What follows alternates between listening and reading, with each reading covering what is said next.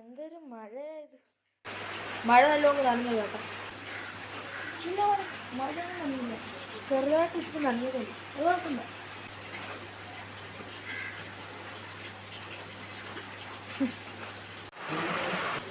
അതെന്താ കേട്ടോ പുറത്തൊക്കെ ഒഴിച്ചിരിക്കുന്നു.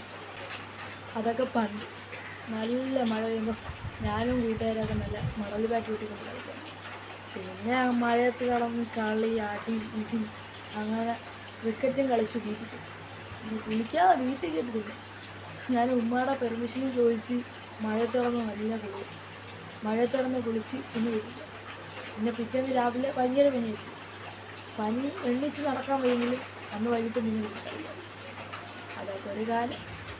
നിങ്ങളതിപ്പോൾ ക്രിക്കറ്റ് കളിക്കാൻ പറ്റും. അതിനൊക്കെ എപ്പോഴാണ് കേട്ടോ സമയം?